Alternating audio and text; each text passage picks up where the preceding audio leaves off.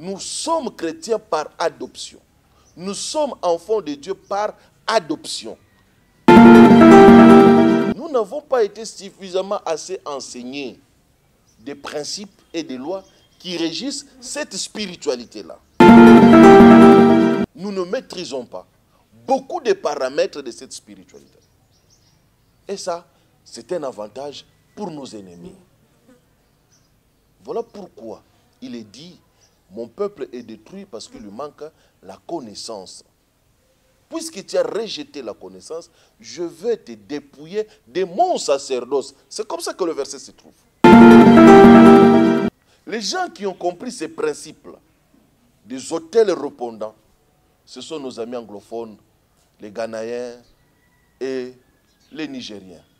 Et regardez comment est-ce qu'ils sont en train d'émerger en devenant des peuples forts et puissants.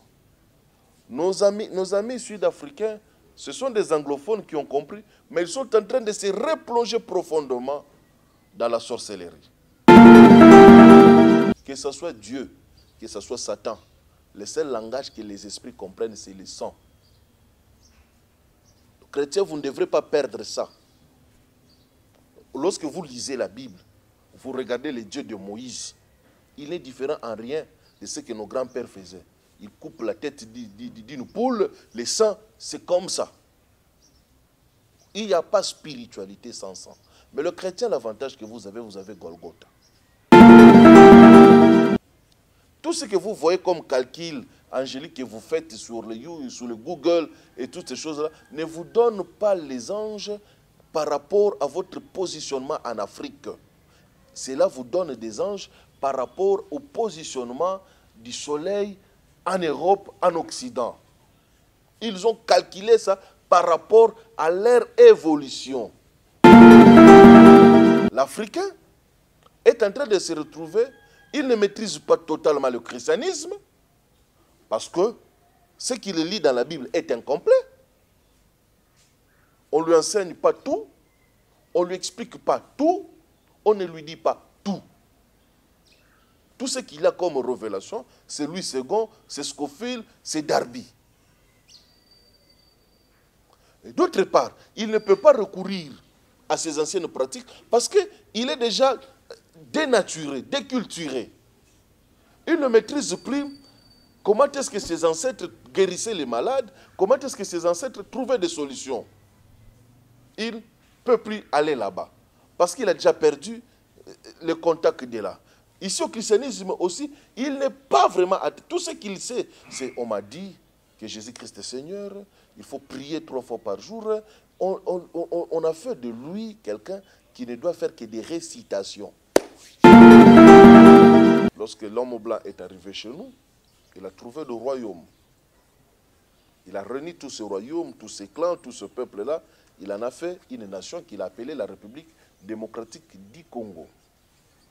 Il a brassé beaucoup de cultures. C'est comme notre hymne national qui dit « Unis par les sorts ». Unis par les sorts. C'est-à-dire, je ne vais pas définir l'hymne national, je me rappelle encore d'un cours principes et valeurs de la République que nous avons étudié. Nous sommes Congolais par les sorts. En d'autres termes, qu'est-ce que ces gens veulent dire? La sorcellerie, c'est une capacité. Et ça, ensemble, il y a une connaissance.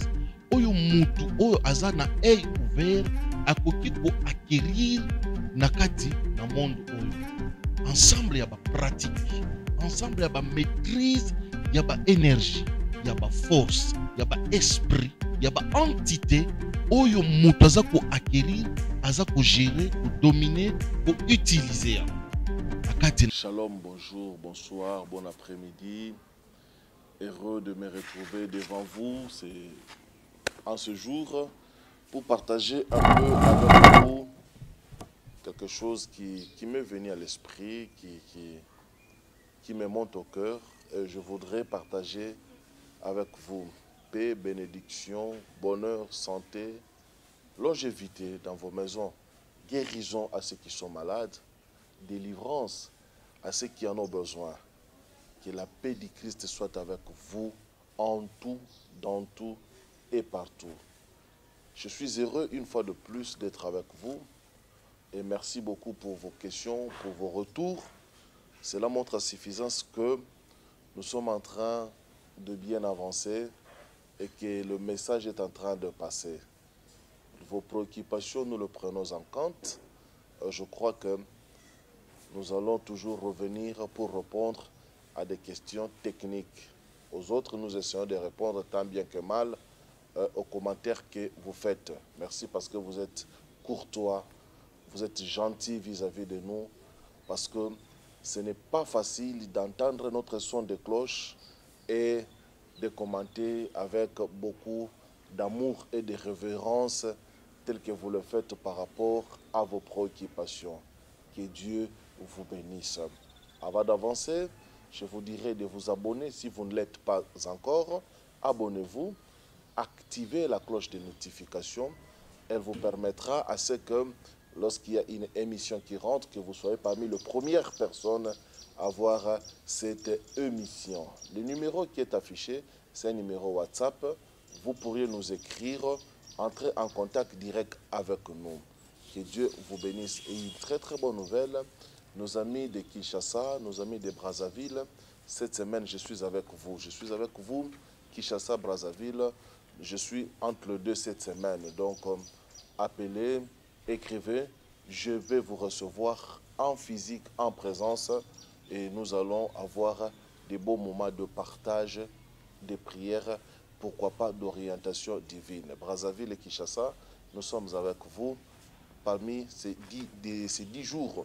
Et puis nous allons passer peut-être pour le Gabon et ailleurs. Que Dieu vous bénisse.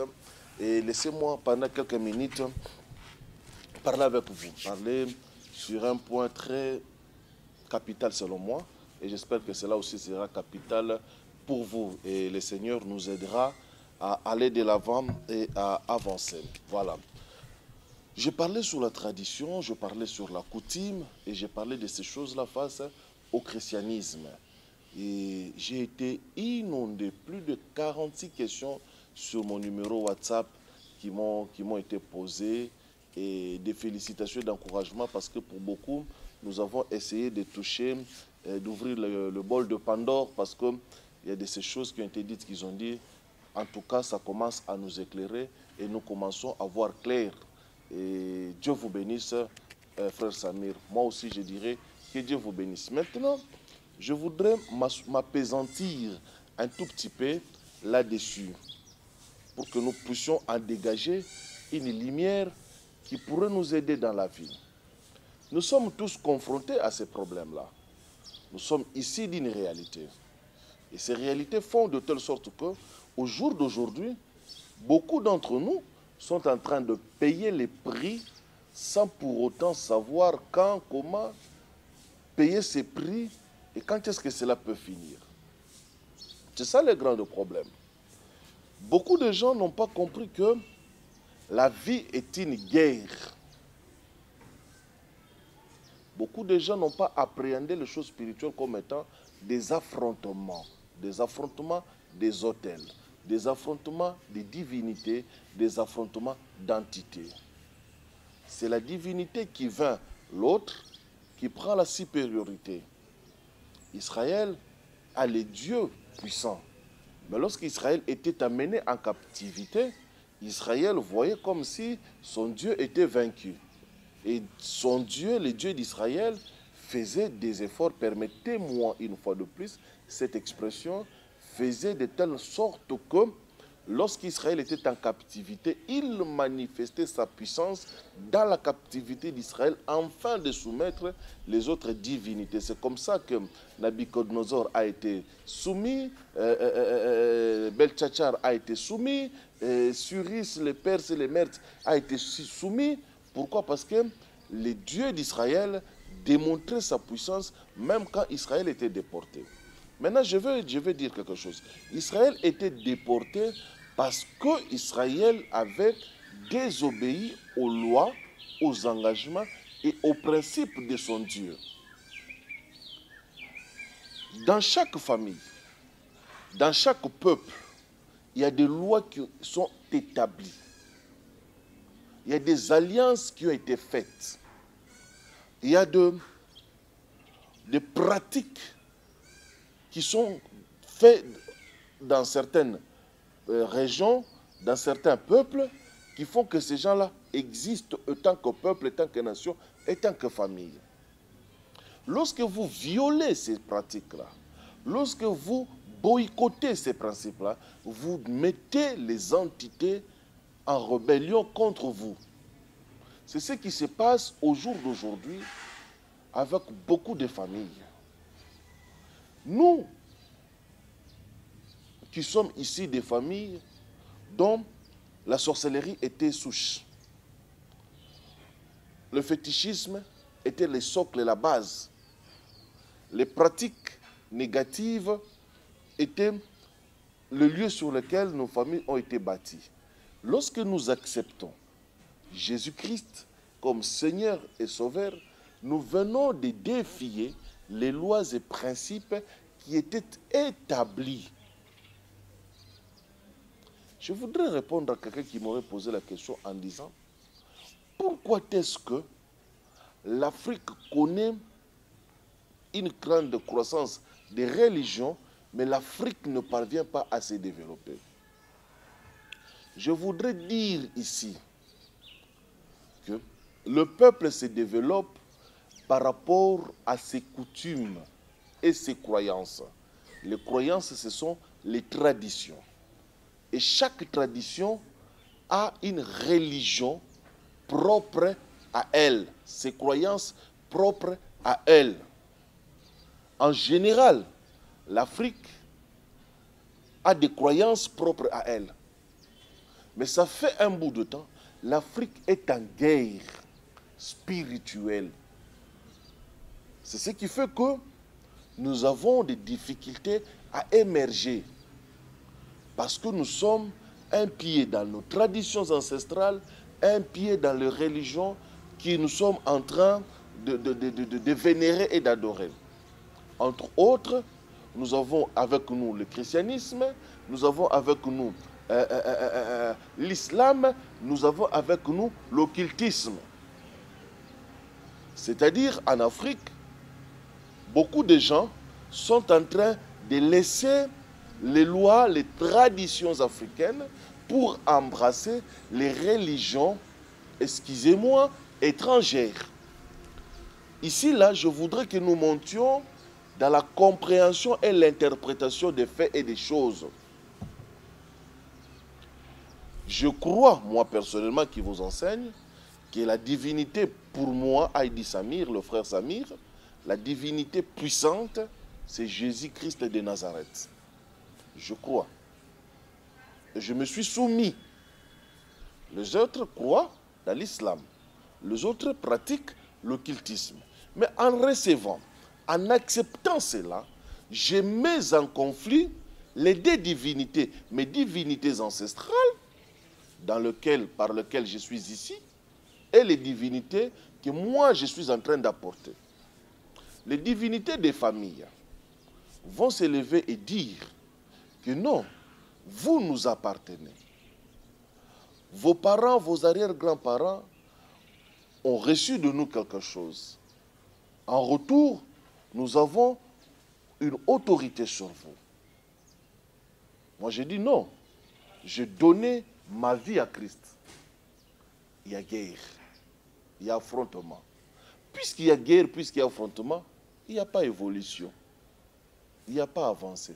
C'est comme ça que je vais dire dans l'émission précédente que les premières générations, ce sont toujours les générations sacrifiées. Nous autres qui avons introduit le Christ dans nos familles, nous affrontons ces combats-là.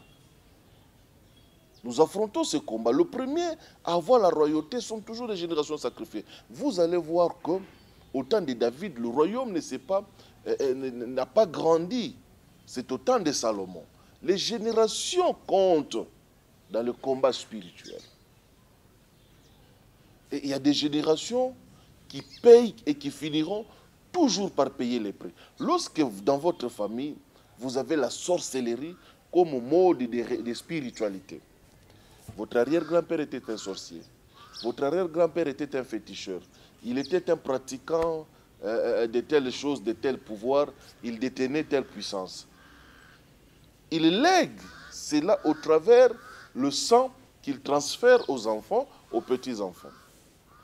Maintenant, lorsque vous venez, vous dites, moi je veux rompre, je vais dans l'islam, je vais dans le christianisme, je vais dans l'occultisme. Parce que l'occultisme, c'est une spiritualité négative importée de l'extérieur. Je vais toucher bientôt le spiritisme, la magie et l'occultisme. Je suis dans les deux dernières dimensions, d'abord la sorcellerie et le fétichisme.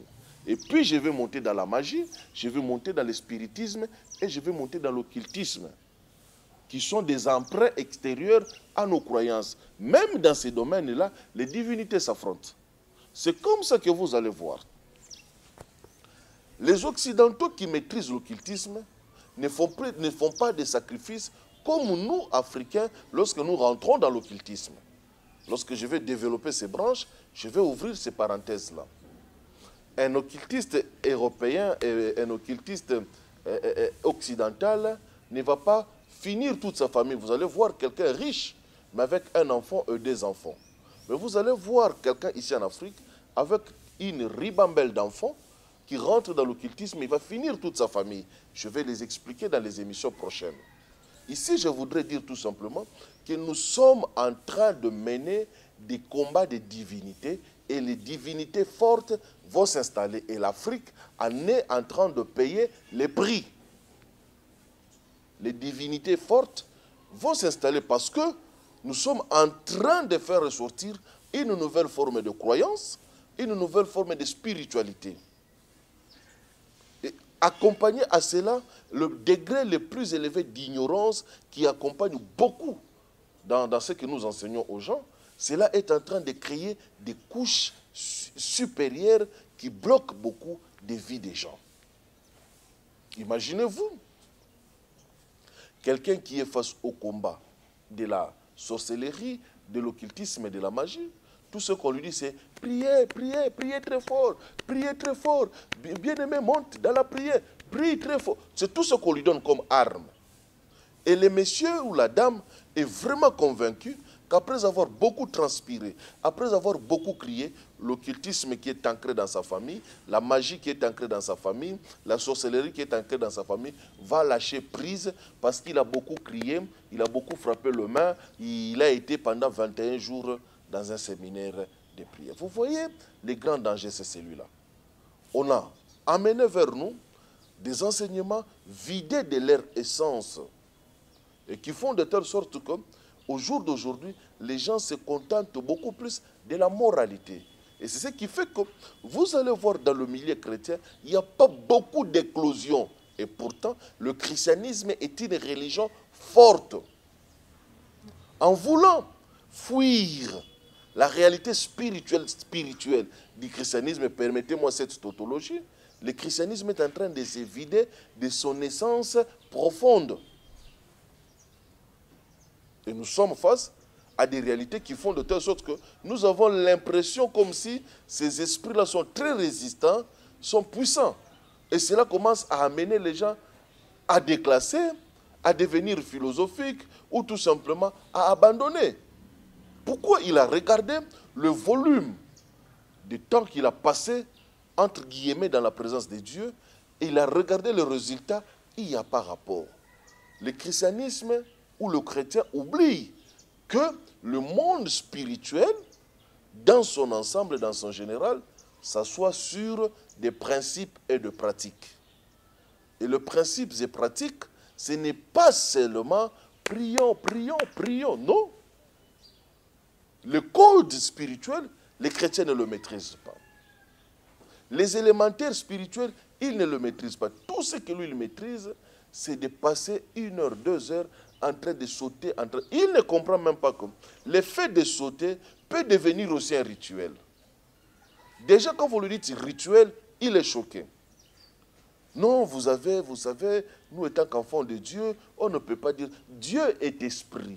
Et les esprits ont des manières d'être et d'agir. Voilà pourquoi nous sommes en train de pousser un peu plus loin pour que l'intelligence de plusieurs s'ouvre et que les gens comprennent comment est-ce qu'ils peuvent avancer et évoluer dans leur marche spirituelle. Donc, il y a des traditions dans chaque peuple. Et ces traditions ont établi des lois. Lorsque vous respectez ces lois, ces traditions ne vous feront rien. Mais lorsque vous les effreignez, lorsque vous les transgressez, en ce moment-là, il y aura répercussion sur vous. Entre autres, parmi les transgressions, le fait de quitter nos traditions, nos coutumes, pour aller embrasser le christianisme, en dehors de tout ce que nous avons comme problème, ça aussi c'est un grand problème. C'est pourquoi vous qui avez choisi d'être en Christ, soyez-le sincèrement et totalement. Voilà pourquoi quand je parle ici, je regarde froidement la caméra pour dire, je n'aime pas le mélange. Je connais la réalité de ce que je suis en train d'enseigner. Permettez-moi d'ouvrir un témoignage. Je suis ici d'une famille de rois. Les arrières, grands-parents étaient de rois.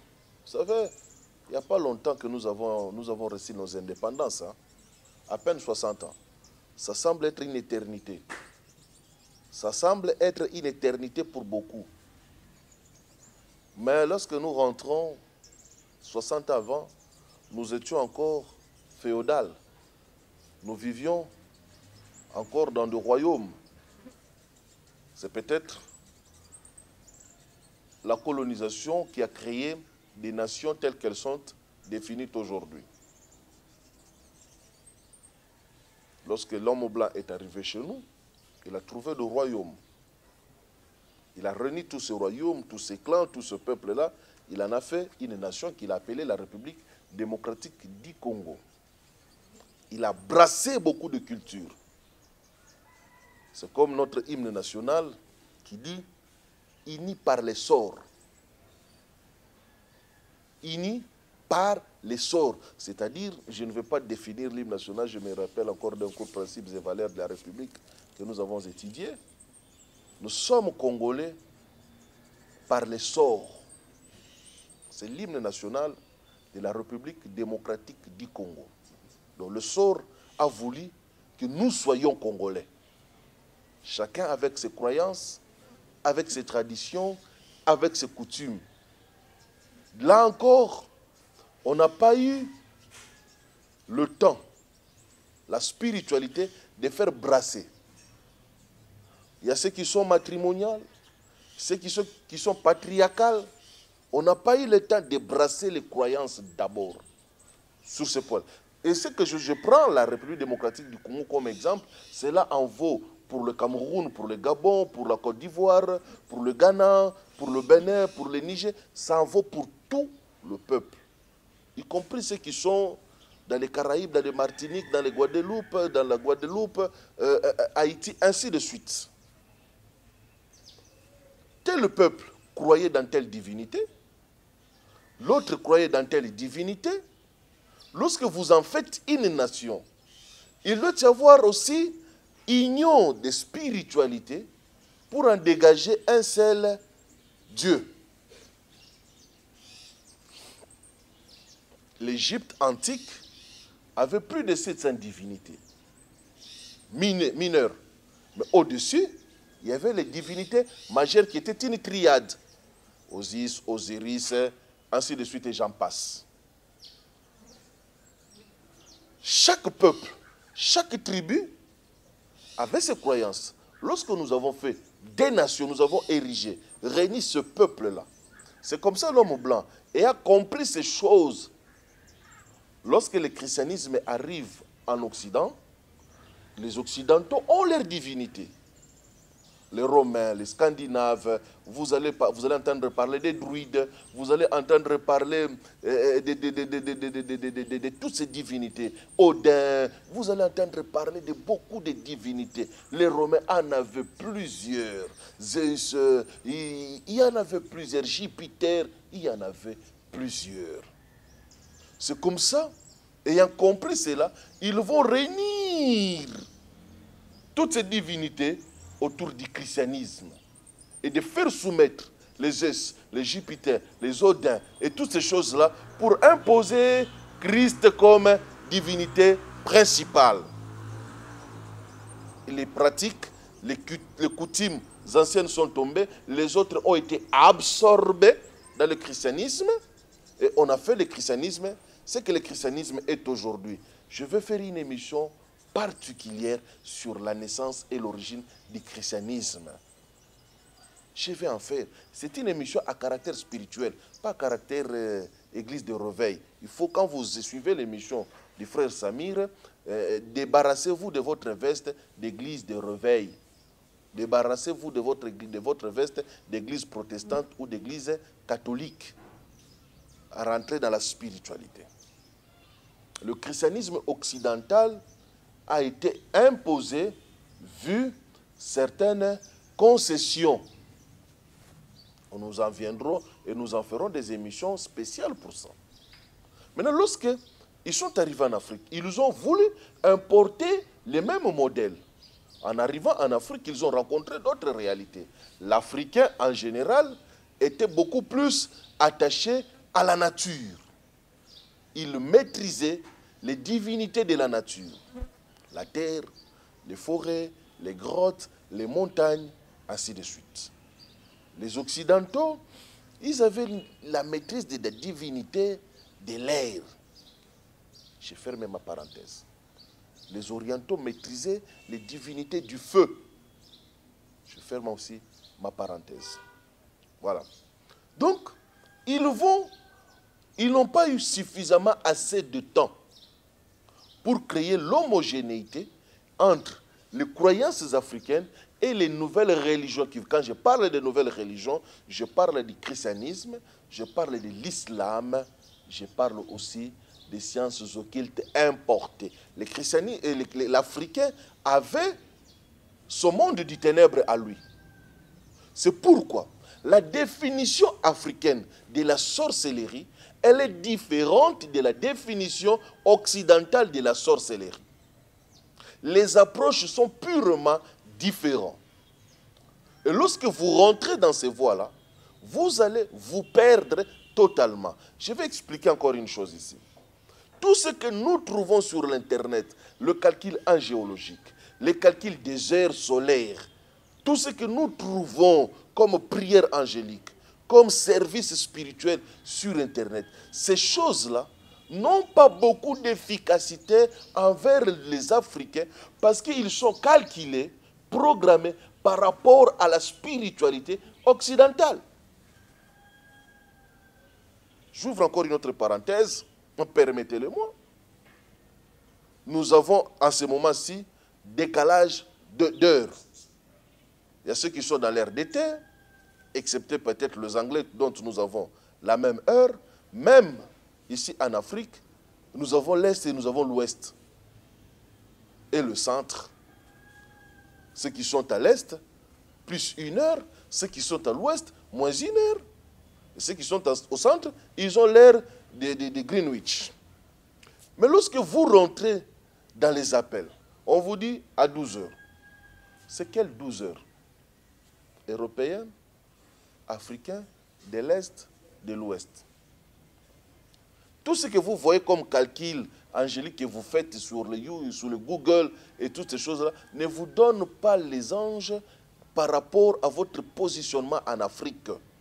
Cela vous donne des anges par rapport au positionnement du soleil en Europe, en Occident.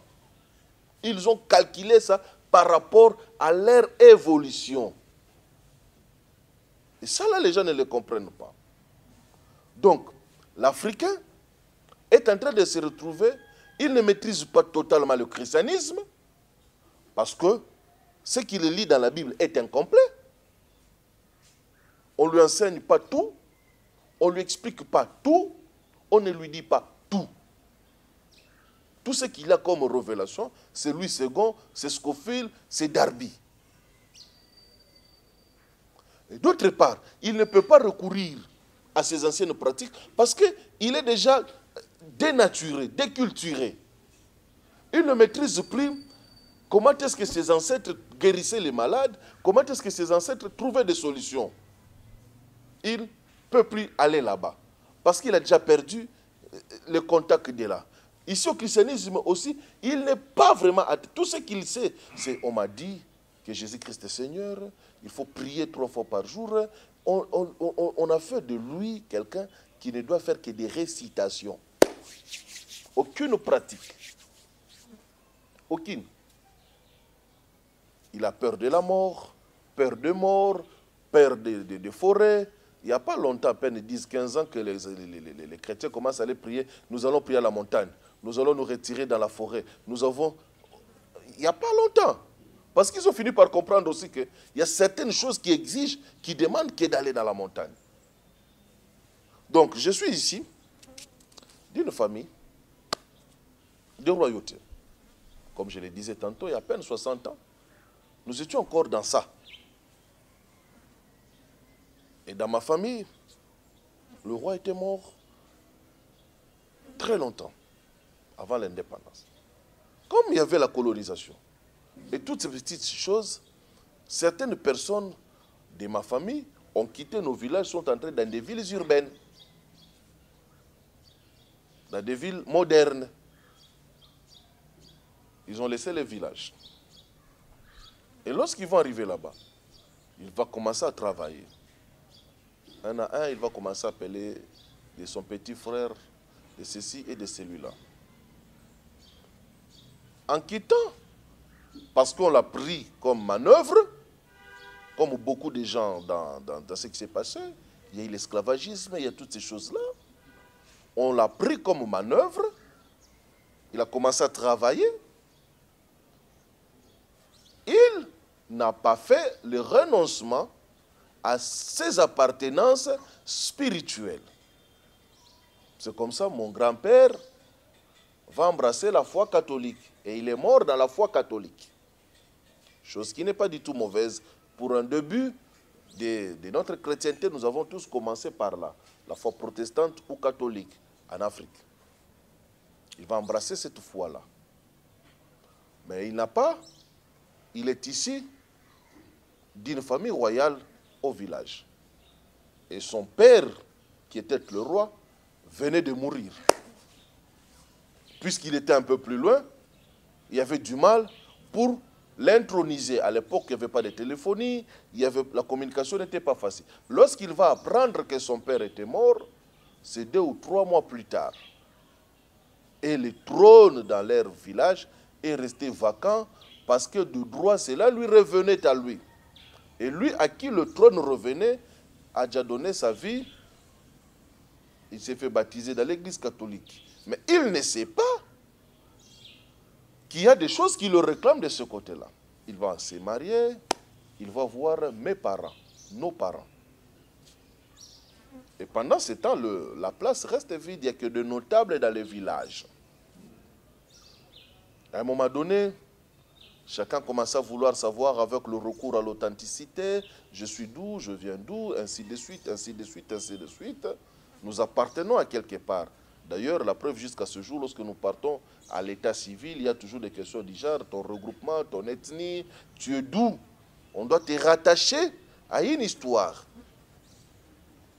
Un bon matin, ils vont découvrir par les histoires qu'on leur racontait, ah, vous êtes le fils d'un tel, un tel, un tel. Comme vous voyez la généalogie dans la Bible, Abraham engendra Isaac, Isaac engendra Jacob et ses frères, Jacob et Ésaü, Jacob engendra Judas et ses frères, Judas engendra, ainsi de suite. Chacun de nous a cette généalogie avec lui qu'il a compris que le village ne peut pas rester comme ça sans une autorité.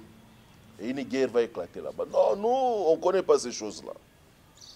Aux alentours de 1990, avec le mouvement de réveil, le mouvement pentecôtiste, qui n'ont à peine que 30 ans,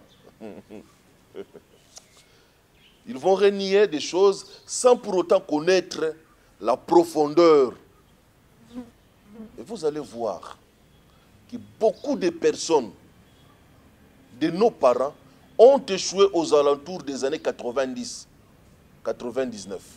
Tous ceux qui avaient réussi entre 70, 77, 80, aux alentours de 90, beaucoup de parents avaient échoué. Je parle en général. J'ai fait des études et des analyses profondes sur ça. Beaucoup de parents dans cette tranche-là des années 90, ils ont échoué. Et le monde a bougé dans ces années-là. La naissance des églises de réveil, la démocratie, tout ça là, ça sera l'objet d'autres émissions. Donc, on va leur dire, il n'y a pas à peine 10 ans ou 5 ans plus tôt, mon grand-père va mourir.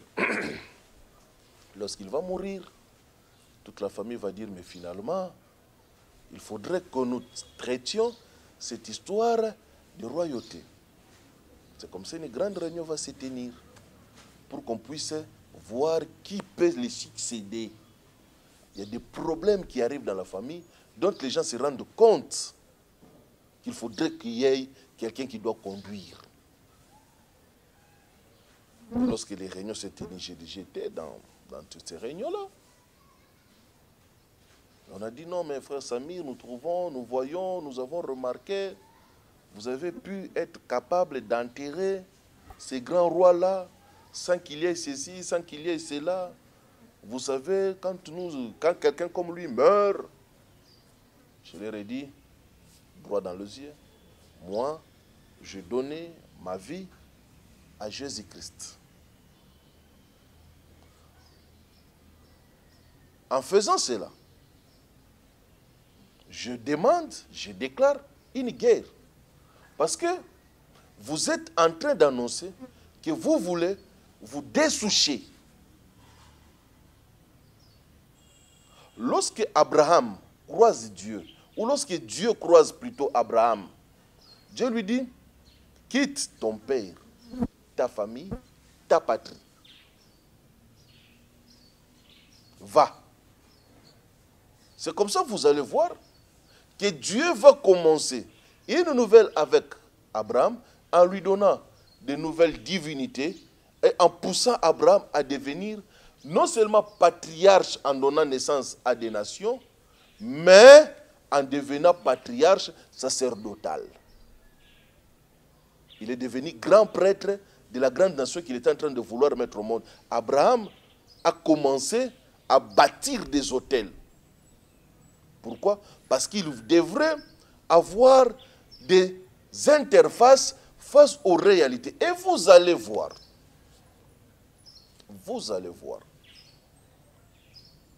que la grande nation qui a englouti Israël, c'était Babylone. Babylone, ce sont les ancêtres d'Israël. C'est de là où Abraham est sorti. Les autres nations en face d'Abraham, en face d'Israël, ne parvenaient pas à mener Israël en captivité. La nation qui a englouti Israël, qui l'a amené en captivité, c'était Nabucodonosor, Babylone. Babylone, c'est Chaldée. Les Chaldéens, ce sont les ascendants d'Abraham. Abraham est sorti des Chaldéens. Je ferme ma parenthèse. Je ferme mon histoire. Je vous amène aujourd'hui pour vous faire comprendre. Lorsque vous décidez d'entrer en guerre, lorsque vous avez décidé de suivre Jésus-Christ, je prends par ricochet d'entrer dans l'islam, vous avez annoncé une guerre entre vos divinités anciennes et les actuelles que vous avez amenées. En dehors de tout ce que vous avez comme sorcellerie, comme pouvoir familial, les deux autels vont s'affronter. Maintenant, ce sont les autels que vous êtes en train de bâtir en ces dieux nouveaux, parce qu'il est nouveau, qui peuvent faire face aux réalités qui vont vous combattre tout au long de votre vie. Ici, je voudrais m'adresser aux chrétiens. Le chrétien, vous avez un avantage que vous ne maîtrisez pas. Golgotha. Golgotha. Golgotha est un avantage extraordinaire. Le monde spirituel n'accepte que des sacrifices. Le monde spirituel ne parle que le langage des sacrifices. le monde spirituel ne parle que du sang. Lorsqu'il y a humain et esprit, le seul langage que les esprits comprennent, c'est le sang. Que ce soit Dieu, que ce soit Satan. Je ne sais pas si on se fait comprendre. Que ce soit Dieu, que ce soit Satan, le seul langage que les esprits comprennent, c'est le sang. Chrétiens, vous ne devrez pas perdre ça. Lorsque vous lisez la Bible, vous regardez le Dieu de Moïse, il n'est différent en rien de ce que nos grands-pères faisaient. Ils coupent la tête d'une poule, le sang, c'est comme ça. Il n'y a pas spiritualité sans sang. Mais le chrétien, l'avantage que vous avez Golgotha. Golgotha vous donne le sang. La Sainte Seine vous donne le sang. Mais vous ne savez pas comment manipuler cela. Il va dire ceci.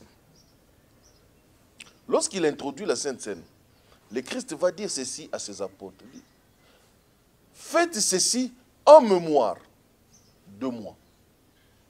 La kasha, la kashik, le souvenir. En fait, nous devons nous détacher réellement, sincèrement, totalement de tout ce qui a été nos familles, nos coutumes, nos traditions, pour venir nous greffer totalement à cette nouvelle spiritualité. Mais les combles sur lesquels nous n'avons pas été suffisamment assez enseignés dans cette spiritualité. Nous sommes chrétiens par adoption. Nous sommes enfants de Dieu par adoption. Nous sommes des fils adoptifs de la divinité christique. Mais nous n'avons pas été suffisamment assez enseignés des principes et des lois qui régissent cette spiritualité-là. Nous ne maîtrisons pas beaucoup de paramètres de cette spiritualité. Et ça, c'est un avantage pour nos ennemis.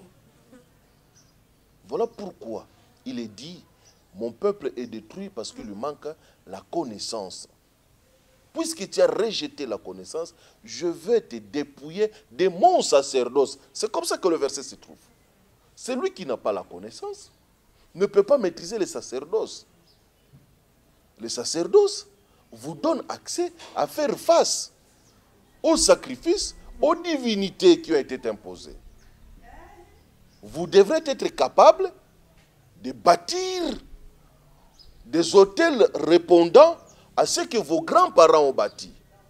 Mais vous avez un avantage, il y a Golgotha.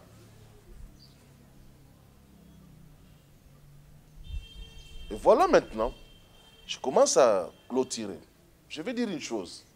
Les gens qui ont compris ces principes-là, des autels répondants, ce sont nos amis anglophones, les Ghanéens et les Nigériens. Et regardez comment est-ce qu'ils sont en train d'émerger en devenant des peuples forts et puissants. Nos amis sud-africains, ce sont des anglophones qui ont compris, mais ils sont en train de se replonger profondément dans la sorcellerie. Je ferme cette parenthèse-là. Lorsque vous asseyez chez les anglophones, ils ne font rien sans pour autant chercher l'appui, la compréhension et l'interprétation du spirituel dans ce qui est en train de leur arriver. C'est différent avec nous, francophones. Nous, francophones, nous parlons beaucoup, nous pratiquons peu. Nous parlons beaucoup, mais nous pratiquons peu. Et cela nous affaiblit. Et cela est à l'avantage de nos ennemis. La spiritualité se pèse par rapport à ce que nous bâtissons. La spiritualité se renforce. Que Dieu vous bénisse. C'était des approches que nous sommes en train de faire. Souffrez, hein? Souffrez. C'est pourquoi abonnez-vous. C'est pourquoi soyez là. Parce qu'il y a des... Nous sommes en train d'ouvrir la nappe pour que chacun comprenne réellement comment est-ce qu'il doit se positionner en Christ réellement. Je n'enseigne rien d'autre qu'être en Christ. Parce que nous avons déjà renoncé à nos coutumes. Moi, je dis à mes grands-parents, j'ai dit, je n'adopte pas vos pouvoirs-là. Je ne le prends pas, je ne le porte pas sur moi, parce que je suis. Mais entre-temps, le sang qui coule là, c'est leur sang. Les noms que je porte, c'est leur nom. Je peux tout dire. Le sang et les noms peuvent devenir des portes d'attache. Je ne dis pas des portes d'entrée. Des portes d'attache à notre tradition. Que Dieu vous bénisse. Je prie pour ceux qui sont malades, que Dieu intervienne dans votre cas. Je prie pour ceux qui ont des problèmes, que Dieu vous aide. Je vous dirai qu'il n'y a que Dieu qui est éternel. Le reste n'est pas éternel. Votre situation n'est pas non plus éternelle. Commencez à comprendre. Lorsque vous comprendrez certaines choses, les écailles vont tomber de vos yeux. Vous saurez comment vous battre pour cela, comment combattre contre cela. Parce que si vous ne parvenez pas à comprendre réellement quel est l'enjeu, comment est-ce que votre ennemi a défini ces mosaïques, vous ne saurez pas comment les combattre. Que Dieu vous bénisse. Kinshasa, Brazzaville, nous avons 10 jours avec vous. Appelez, non, écrivez-moi, prenons rendez-vous, je vais vous recevoir, on va se voir en physique. Après, je serai ailleurs. Que Dieu vous bénisse, à la prochaine, si Jésus-Christ ne revenait pas. Merci. En d'autres termes, qu'est-ce que ces gens veulent dire? La sorcellerie, c'est une capacité. Et ça, ensemble, il y a une connaissance. Oyo mutu, oyo azana,